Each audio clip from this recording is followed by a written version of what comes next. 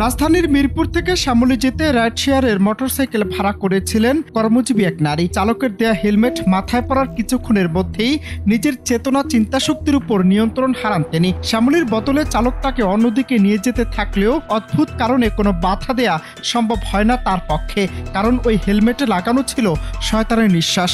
এরপর নিজের স্থানে এসে বাইক থামে।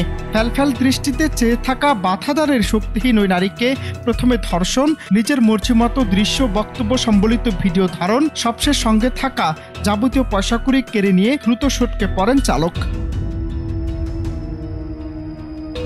ভেবেছিলেন হয়তো বেঁচে গেছেন। হাজার জনতার ভিড়ে কোন রাইড শেয়ার চালক কোথাকার কোন নারীকে কোথায় নিয়ে কি করলো কে মেলাবে তার হদিস।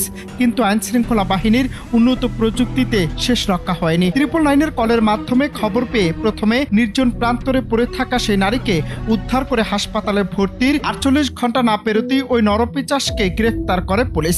নরসিংদীর পলাশ উপজেলার ঘোড়াশালের নির্জন জায়গায় নিয়ে এমন কাণ্ড ঘটায় শাহাপরান নামের রাইড শেয়ারের ওই মোটরসাইকেল চালক। পুলিশ এবং সংশ্লিষ্ট সূত্র বলছে, গত 28 মে বিকেল 3:30টায় ডাক্তার দেখাতে রাইড শেয়ারে মোটরসাইকেল ভাড়া নিয়ে রাজধানী ঢাকার মিরপুর 12 নম্বর থেকে শ্যামলীর উদ্দেশ্যে রওনা হন কর্মজীবী ওই নারী। যাত্রা শুরুর পূর্বে চালককে গন্তব্য বুঝিয়ে দিয়ে যথানিয়মে চালকের দেয়া হেলমেট মাথায় পরেন তিনি। এরপর আর কিছু মনে করতে পারেন না ভুক্তভোগী নারী। জ্ঞান ফিরলে অজ্ঞাত খোলা স্থানে খুটখুটে অন্ধকারে নিজেকে আবিষ্কার করেন তিনি, যেখানে রাইড শেয়ার চালকের সঙ্গে দেখতে পান তার 2 সহযোগীকে। চিৎকার করলে মেরে ফেলা হবে এমন ভয় দেখিয়ে এরপর ওই নারীকে ধর্ষণ করা হয়, ধারণ করা হয় ভিডিও।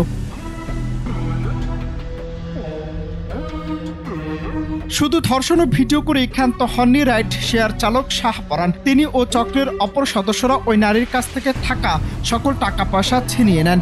সবশেষে নারীর গলায় ছুরি ধরে তার পরিবারের সদস্য এবং পরিচিত জনদের মোবাইলে কল দিয়ে মোবাইল ব্যাংকিংয়ে টাকা আনাতে বলেন, অন্যথায় মেরে ফেলার হুমকি দেন। এভাবে নগদ অর্থ বিকাশের মাধ্যমে অর্থ আদায় করে ঘটনাস্থল থেকে চলে যান তারা। পুলিশ বলছে, শনিবার মধ্যরাতে ঢাকার কেরানীগঞ্জ থেকে পলায়নরত অবস্থায় আসামি উবার চালক মোহাম্মদ শাহপরানকে গ্রেফতার করে। তিনি ঢাকার কেরানীগঞ্জ থানাধীন তারানগর বরতলী এলাকার বাসিন্দা। মৃত আব্দুল আলীর 7ম সন্তানের মধ্যে সর্বকনিষ্ঠ। অনন্ত হাসান মাসুদ, বাংলা টিভি, ঢাকা।